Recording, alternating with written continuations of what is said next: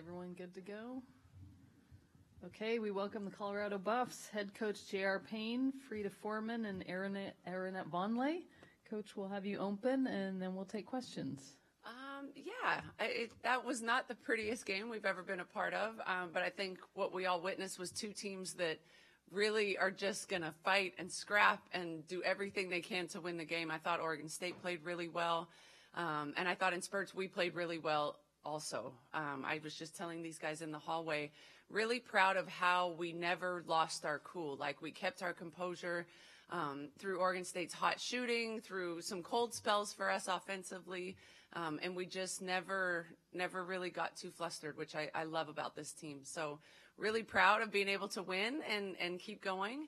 And yeah, just excited to get the victory and be able to keep playing tomorrow. Thank you. We'll start over there. Coach, it seemed like when you moved Jalen on to Bendu, things changed. Their offense kind of stalled out for quite a while. Is that what you saw? And why did you wait that long, I guess, to go with that? Yeah, I mean, we take a lot of pride in our defense. I don't know that we were particularly great today defensively, but we typically take a lot of pride in our defense, and we believe that every single player on our team can guard. And so I don't know that it was one person, that made a difference. But Jalen certainly can be disruptive on the basketball. And Bendu's a great player. I've known her since she was a freshman in high school. And so knowing that she runs their offense and gets them into their actions and things, I do think Jalen was able to be a little bit disruptive in just them getting, their offensive flow started. So I think that was great. Second row. For Aaronette, another defense question, but you look like you were on Reagan a lot tonight and did a really good job on her. She didn't really score until the final minutes, but can you talk about the defense on her, especially after the big game she had last night? What was kind of the key to slowing her down a little bit?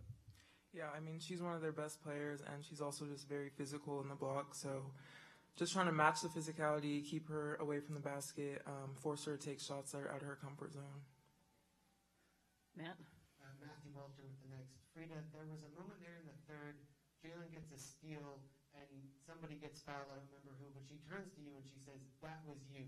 Do you remember this moment I'm talking about in the game where she turns to you on this steal and points to you and says, "This was you caused this steal because of the way you played defense in that moment"?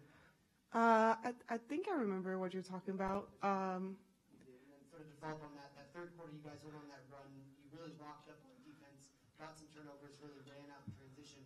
What sparked that? You just out of the locker room said, "We got to start making stops and just being more effective." You're such a defensive team, but what about that third quarter coming out of the locker room? You guys really locked up on defense. Yeah, that was definitely a focus because we know that's what our team does. That's how we really pull away from teams, and that's how we did in this game too. So every time we're feeling like we're struggling, it's always just defense. We got to get stops. We got to get easy buckets. We got to get stops. And I think Jalen has that tenacity to really fire us up on it. And then when we're all doing it collectively, it's really good for us. It's for Frida, but then also Jay, if you could comment as well. But Oregon State's a much more confident team than when you went up to Corvallis. I mean, after what they've done the last 5 days, and then they start off 6 for 7 from threes, and they're draining everything. So how kind of nerve-wracking was that? A little bit like, wow, we're letting this team be in this game here, and can you talk about that as well, Coach? I think it's just a reminder that everyone in this conference can beat anyone. All of these teams are good. It doesn't matter if you beat them by 20 last time you played. They're going to come out with everything they got. And they made a lot of shots, and we just had to adjust because they were playing really well. Yeah, I mean, I think I always have thought Scott's one of the smartest coaches around, and so we knew that they would, make the adjustment to have a player like Talia go out, who's one of the best guards in the conference. We knew that there would be some sort of adjustment, that they would make to remain competitive.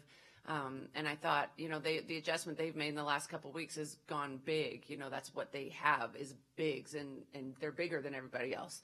And so they've figured out how to play with both of those post players together a lot, which is hard. I mean, it kind of still stunted some of our rotations and subs that we normally make, just knowing that we have to have our most physical players on the floor to guard them. But yeah, I agree with Frida. When they come out shooting like that, that's a difficult sort of storm to weather, not something that we typically see or we allow.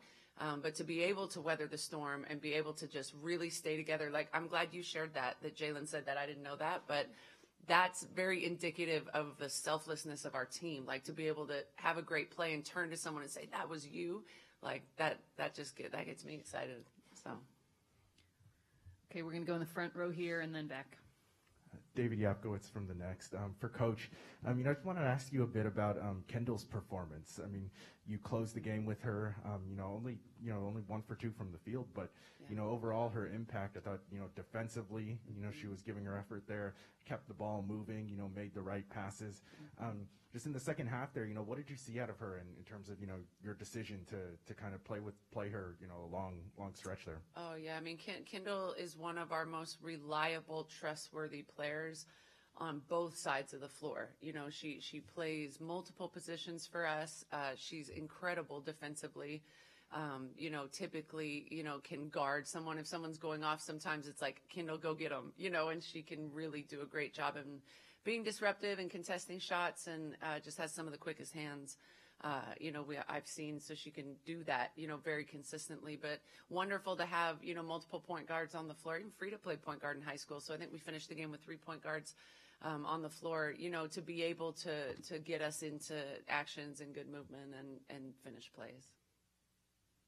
Coach Troy Finnegan of World, during that first half when they were pulling out to a little bit of a lead, you seemed to be making a lot of subs, trying to have a lot of different lineups. What are some of the things that you're looking for or trying to find in a time like that when you're trying to get your team back? Yeah, part of that was, like I spoke about earlier, their size. There's not a lot of, when they have that type of size, there's not a lot of opportunity to play different people at different positions because they simply aren't big enough to guard those guys.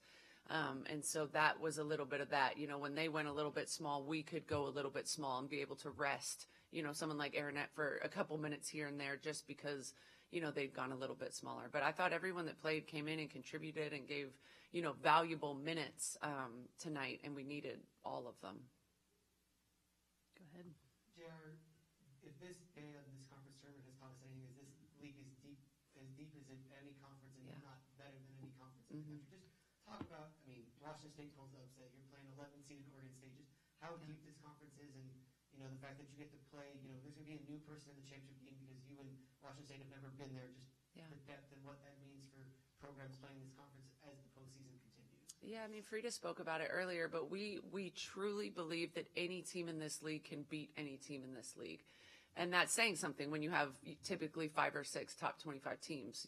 I think everyone in this conference is very well coached. I think we have extremely skilled student athletes. I think we have athleticism. We have size. And I think it's a versatile conference. I think, you can play a team that's going to be unbelievably athletic on a Friday night. And the next day, maybe not as athletic, but so skilled and scheme, X and O so well that it really challenges you as a player, to be able to make those types of adjustments. It challenges you as a coach. But I think, without a doubt, it's the best women's basketball conference in the country.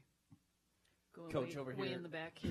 Cameron Derby, KZI9 Eugene. Kind of building off of that, earlier Tara and Kelly Graves were talking about how many teams should get into the NCAA tournament from this conference. Tara came up with 8. You agree with that? And just kind of building off what you were saying, some of these teams are on the bubble. How many of them really deserve to be into this thing, even though they may have 14 losses? Yeah, no, I think that's a great question. I would agree. I think we should have 8 in this year. And it's hard because there's a lot of great teams, across the country. But I think when you look at the depth of our conference and you're able to survive, even with some losses, you're able to survive and weather the storm of the Pac-12, and still beating teams and competing like that. I think you've proven that you are one of the better teams in the country. And so I would love to see 8 teams in. I think, if you were to look at 7 and 8 in our conference, those teams have beat top 10 teams. For the most part, they're competing at that level, which definitely, garners acknowledgement and postseason appearances. For Aaronette, a lot of players on this team have had a lot of different experiences in this tournament, different teams, things like that. Last year, you're in this tournament, a reserve for Arizona, losing to Colorado. How much fun was tonight for you being able to play such a big role in a big win? Yeah, it means a lot just coming from last year, not really having that much of an effective role, and then losing to Colorado, so being on Colorado and, you know, advancing to the next day. So this is all new for me, but I'm just glad to be a part of it. Any final questions? All right. Thank you, All right, everyone. thanks, you Thank guys. you.